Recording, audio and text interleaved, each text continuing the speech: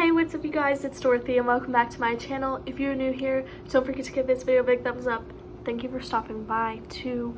Don't forget to click that subscribe button, turn on my post notifications, that way you guys get notified every single time I upload a video or whatever book we are on. In today's video, we are going to go on to chapter 7 of As Good As Dead by Holly Jackson. So let's get right into this. This video may contain sensitive topics and foul language. If you do not wish to continue, please click off of the video now. You have been warned. Chapter 7. Pip couldn't see, sweat stinging the corners of her eyes. She might have pushed herself a little too hard this time, too fast, like she'd been running away, not just running. At least she hadn't seen Max out this time. She looked for him, ahead and over her shoulder, but he never appeared. The roads were hers. She lowered her headphones in her neck and walked home, catching her breath as she passed the empty house next door. She turned up her driveway and stopped, rubbed her eyes. They were still here, those chalk figures, 5 little stick people without their heads, except no, that couldn't be right. It had rained yesterday, hard, and they definitely hadn't been here when Pip left for her run. They hadn't, she swore. And there was something else, too. She bent to get a little closer look. They had moved. On Sunday morning, they had been at the intersection between the sidewalk and the driveway. Now they had shuffled several inches over the brickwork, moving up closer to the house. Pip was certain these figures were new. Drawn in the hours she'd been out on her run, she closed her eyes and focused her ears, listening to the white noise, sound of trees dancing in the wind, the high whistle of a bird overheard, and the growling sound of a lawnmower somewhere close by, but she couldn't hear the squawking sounds of the neighborhood kids. Not one peep. Eyes open, and yes, she hadn't imagined them. 5 small figures. She should ask her mom if she knew what they were. Maybe they weren't supposed to be headless people. Maybe they were something entirely innocent, and her wrung-out head was twisting them into something sinister. She straightened up, the muscles in her calves aching, and a sharpened sensation in her left ankle. She stretched out her legs and continued toward the house, but she only made it 2 steps. Her heart picked up the knocking against her ribs. There was a gray lump farther along the driveway, near the front door, a feathered gray lump. She knew before she even got close what it was, another dead pigeon. Pip approached it slowly, steps careful and silent, as though not to wake it, bring it crashing back to life. Her fingers fizzed with the adrenaline as she towed out the pigeon, expecting to see herself again reflected in its glassy dead eyes, but she wasn't there, because there was no dead eyes, because there was no head, a clean tufted stump where it should be hardly any blood. Pip stared at it, and then at the house, and to the back of the headless pigeon. She took herself back to last Monday morning, peeled away the weeks, sorting through her memories. There she was, rushing out the door in her small suit, stopping as she caught sight of the dead bird, fixating on its eyes, thinking of Stanley. It had been here, right here, 2 dead pigeons in exactly the same place, and those strange shifting chalk figures with arms and legs and no heads. This couldn't be a coincidence, could it? Pip didn't believe in those at the best of times. "Mom," she called, pushing open the front door. "Mom!" Her voice rebounded down the hall, the echo mocking her. "Hi, sweetie," her mom replied, leaning out of the kitchen door with a knife in her hands. "I'm not crying, I promise. It's these damn onions." "Mom, there's a dead pigeon out on the drive," Pip said, keeping her voice low. "And even another one?" Her mom's face fell. "For goodness sake, and of course your father's out again, so I'm the one who has to do it," she sighed. "Right, just let me get this stew on and I'll deal with it." No, Pip stammered. "Mom, you're not getting it. There's a dead pigeon in exactly the same place as the one last week, like someone put it there on purpose." It sounded ridiculous even as she said it. "Oh, don't be silly," her mom waved her off. "It's just one of those neighbors' cats." "A cat?" Pip shook her head. "But it's in exactly the same place." "Yes, that's this cat's new favorite killing spot. The Williamses have a big tabby cat. I see it in our yard sometimes. Poops in my herb garden." She minded stabbing it with a knife. "This one doesn't have a head." "Huh? The pigeon." Her mom's mouth turned down the corners. "Well, what can I say? Cats are disgusting. Don't you remember that cat we had before we got Barney, when you were very small?" "You mean Socks?" Pip said. "Yes, Socks was a vicious little killer. Brought dead things in the house almost every day. Mice, birds, sometimes these great big rabbits.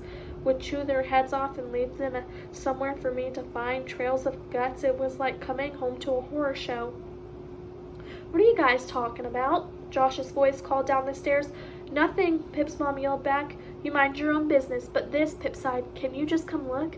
I'm in the middle of dinner, Pip. It will take 2 seconds. She tilted her head. Please.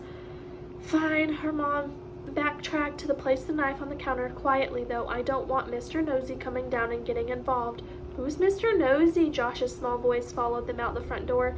I'm getting that kid some earplugs, I swear to God, Pip's mom whispered as they walked onto the drive. Right, yes, I see it. A headless pigeon, exactly as I imagined it. Thanks for the preview. It's not just that. Pip grabbed her arm and walked her down the driveway. She pointed. Look at the little chalk figures. They were here a couple of days ago. Near the sidewalk, the rain washed them away, but they're back and they moved. They weren't here when I left on my run. Pip's mom bent over, leaning on her knees. She scrawled her eyes. You see them, right? Pip asked, doubt stirring in her stomach and heavy. Yeah, I guess, said, squinting even harder. They are some faded white lines. Yeah, exactly, Pip said, relieved. And what do they look like to you? Her mom stepped closer, tipped her head, and looked from another angle. I don't know, maybe it's a tire tread from my car or something. I did drive to a building site today, so there could have been dust or chalk around. No, look harder, Pip said, her voice spiking with irritation. She narrowed her own eyes. They couldn't just be tire treads, so could they? I don't know, Pip. Maybe it's dust from the motor joints. The what? The lines between the bricks. Her mom blew out and funneled breath. The one of the little figures all but disappeared. She straightened up, running her hands over her skirt to smooth out the creases. Pip pointed again. You don't see stick people? 5 of them? Well, 4 now, thanks. Like someone had drawn them? Pip's mom shook her head. Don't look like stick people to me, she said. They don't have heads, Pip cut her off. Exactly.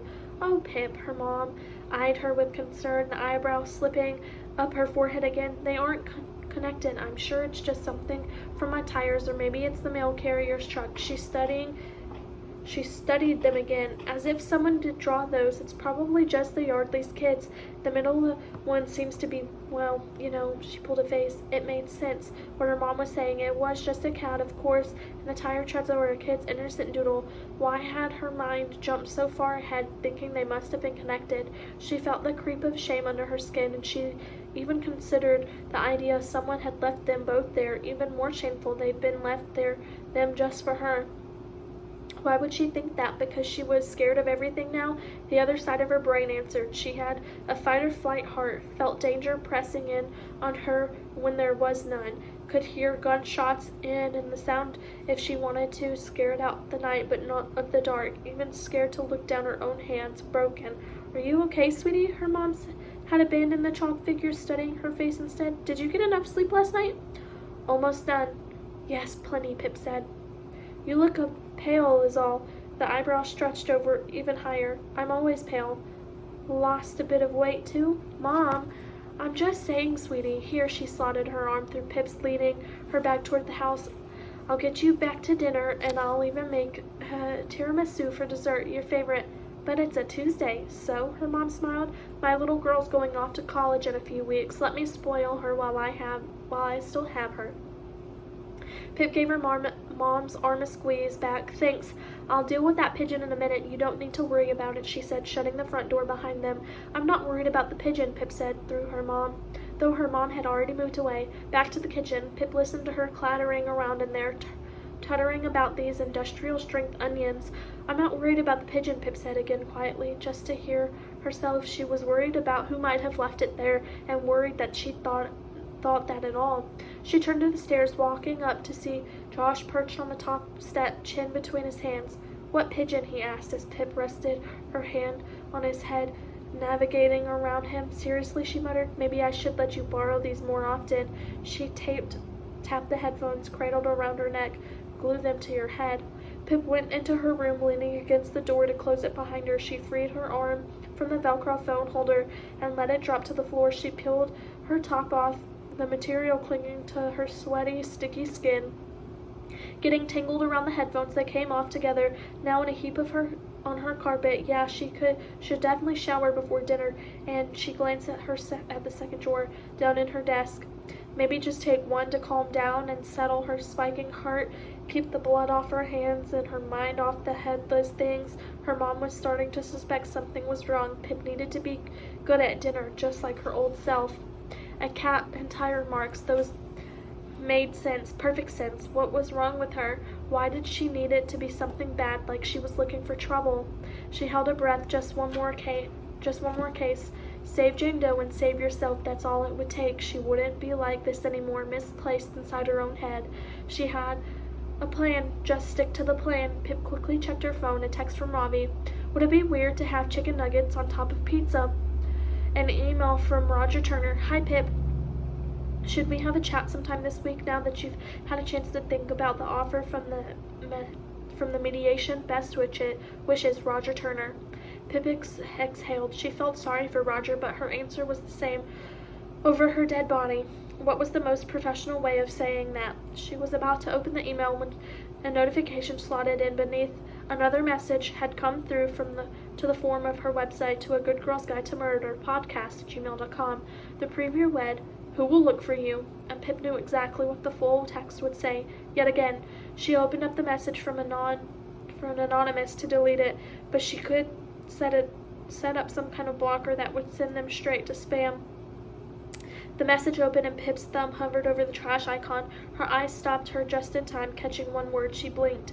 Read the message in full.